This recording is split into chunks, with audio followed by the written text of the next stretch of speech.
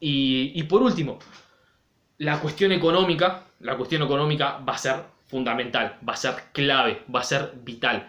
Después de la Segunda Guerra Mundial, lo mismo que después de la Primera, Europa quedó completamente destrozada económicamente. Ya estudiamos el Plan Marshall y todas estas necesidades y cuestiones para reconstruir su economía. Ahora, la cuestión era la siguiente. Imagínense que ustedes son el primer ministro de Inglaterra o el presidente de la República Francesa, y de repente ven que su pueblo, en su territorio, en su lugar donde ustedes viven y donde vive su pueblo, faltan escuelas, faltan industrias, la gente no tiene trabajo, la gente no tiene hospitales, no tiene nada. Entonces, los pocos recursos que ustedes tienen o el poco dinero que tienen, ese pueblo que vive ahí les va a reclamar, les va a exigir que lo inviertan ahí. ¿Se entiende? ¿Y ustedes tienen una idea de lo que sale mantener una colonia en la India? ¿Ustedes tienen una idea de lo que sale movilizar ejércitos, los combustibles, todos los bienes que se necesitan, bancarle los gustos y los caprichos a los gobernadores de cada una de las colonias?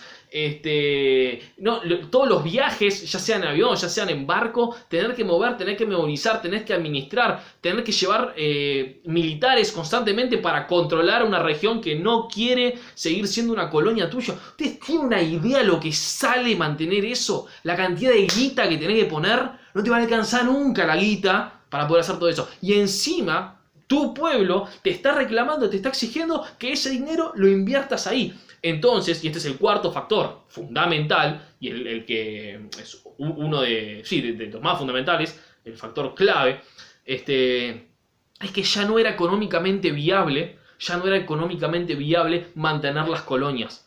Si estos dos países principalmente, Inglaterra y Gran Bretaña, y Francia, tenían que gastar un montón de dinero en las colonias, y ese dinero, si lo invertían ahí, no lo podían invertir en su propio país de origen. Entonces se ponía en riesgo político de que saquen a esos gobernantes y que la gente vote a otro partido político, y eso era un riesgo que nadie estaba dispuesto a correr. Entonces, a partir de esto, por todas estas cuestiones, nacen dos estrategias diferentes. Por un lado, la estrategia británica era más de decir, bueno, está bien, muchachos, ustedes quieren independencia, tómenla. Acá tienen independencia, no me jodan más, yo no quiero más problemas, yo no quiero meter una libra más en ningún lado, estos son sus problemas, que entre paréntesis se lo dejamos nosotros, pero eso no lo dicen obviamente. Estos son los problemas que tienen, flacos, fíjense, ustedes ahora son libres, solucionenlo tranquilo. Yo me ocupo, con la guita que me da el Plan Marshall, de reorientar y reconstruir mi país. Yo me ocupo en reconstruir Gran Bretaña. Todo lo que sea, no sé, Sudáfrica, Egipto, Palestina, India, Pakistán, Australia, Nueva Zelanda, Canadá, muchachos, arréglense como quieran, arréglense como puedan. Para eso le metimos 2 universidades o les hicimos 3 hospitales para que ustedes construyan una clase dirigente política autónoma y quédense, arréglense ustedes sus propios problemas. Ya vamos a analizar estas cuestiones de los hospitales, de las universidades, de los ferrocarriles y de toda la infraestructura que las potencias europeas crearon en Asia y en África, que en teoría era para el beneficio de todos, pero en la práctica era únicamente para el beneficio de los propios colonizadores y de las élites locales que se aglutinaban, que se unían, se aliaban con estos gobernadores para sacar beneficios del resto de la población. Pero eso ya lo vamos a analizar más adelante cuando veamos cada uno de los casos. Esto recuerden solamente a modo de introducción. Y por otro lugar, y así ya vamos terminando, estaba la política más francesa. La política francesa con respecto a las colonias. La cuestión de Francia era una perspectiva totalmente diferente a la de Gran Bretaña. Gran Bretaña quería sacarse encima todos los problemas, sacarse encima todas las colonias. Muchachos, a mí déjenme de molestar. Francia totalmente lo contrario. Las quería mantener, las quería seguir uniendo, o sea, seguir manteniendo, porque creían que esa reconstrucción económica se tenía que dar por medio de seguir comerciando o de seguir dominando a estas colonias. Gran Bretaña encuentra otra manera de seguir expropiando, seguir explotando a estas excolonias, que también la vamos a analizar más adelante, con la teoría de la dependencia y la teoría del desarrollismo. Pero bueno, entonces, Francia lo que intenta hacer es mantener esas colonias, mantener esos territorios. Pero tampoco quería que esas personas sean considerados plenamente franceses, ciudadanos plenamente franceses. Pues el debate que se daba era más o menos el siguiente. Para poner un ejemplo fáctico, por ejemplo, el caso de Senegal. Senegal, una colonia francesa, hoy en día los senegaleses por eso hablan francés.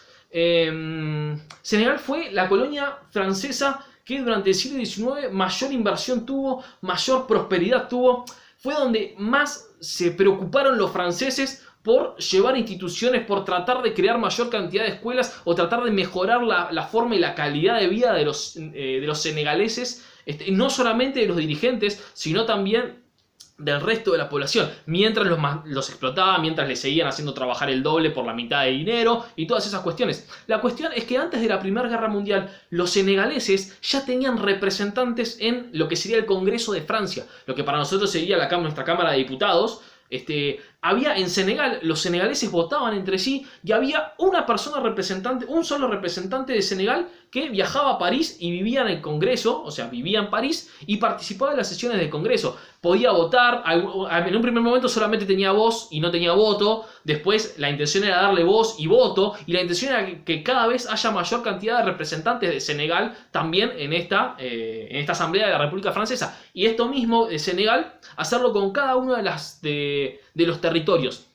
Entonces, la idea era como una especie de... la idea era tratar de sí, no me sale el nombre, el concepto clave ahora, el concepto específico, pero era como de adaptarlos o de hacer que sean como yo. No me sale ahora el nombre específico, después lo voy a hacer, o lo tiene en el libro, después se los escribo. Entonces, con respecto a estas cuestiones, Francia quería mantener estas colonias. Entonces modifica su constitución, se crean dos repúblicas, ¿no? La cuarta república francesa, después la quinta república francesa, que es la que sigue hasta hoy en día, en donde se les saca el nombre de colonia. Dejan de ser colonia estos territorios y pasan a ser considerados territorios de ultramar. Como por ejemplo hoy en día tenemos la Guayana Francesa. Es un territorio o un departamento de ultramar. ¿Qué significa eso? ¿Que son una colonia? Y técnicamente dejaron de ser una colonia, porque ahora esos ciudadanos pasan a tener derechos. Por ejemplo, pueden elegir los gobernantes para su propia región, pueden hacer las leyes para su propia región, pero no pueden votar para elegir al presidente, por ejemplo. No pueden llevar representantes para hacer las leyes generales que rigen para toda Francia, por ejemplo. Entonces es lo que se considera como una especie de ciudadanos de segunda. ¿Por qué ciudadanos de segunda? Porque tienen algunos derechos sí y otros derechos no. Y los derechos que tienen son limitados. No pueden hacer lo que quieran. Por ejemplo, el ejemplo que dije es el más clásico. No pueden votar al presidente, por ejemplo. Pero sí pueden elegir al gobernador de la Guayana. O sí pueden elegir para el Congreso de la Guayana. Pero no para el presidente de Francia. Entonces lo que intentó hacer Francia fue mantener estos territorios de esta manera. Obviamente, por todo lo que explicamos anteriormente, las personas que buscaban, o los sectores que buscaban la independencia, no estaban de acuerdo con esto, no querían seguir formando parte de Francia siempre y cuando eran ciudadanos de segunda. La intención de estas personas eran, loco, si vos querés que yo sea parte de Francia, haceme una provincia francesa igual, que garpame exactamente el mismo presupuesto que tenés para... no sé, para la provincia X de Francia, haceme el mismo presupuesto para acá, para esta provincia, que tengamos los mismos derechos, las mismas obligaciones, y si yo me quiero ir a vivir a París como soy un francés, ahora yo me puedo ir a vivir a París, si total es mi territorio, es mi territorio, es mi casa. Entonces, de la nada, de repente, con este planteo, tanto Francia como Gran Bretaña tenían millones de personas que podían llegar a inundar Londres o París porque ahora iban a ser considerados franceses o ingleses. Y mucho no le gustaba a estas personas que demasiadas personas de África o de Asia invadan estas grandes metrópolis europeas.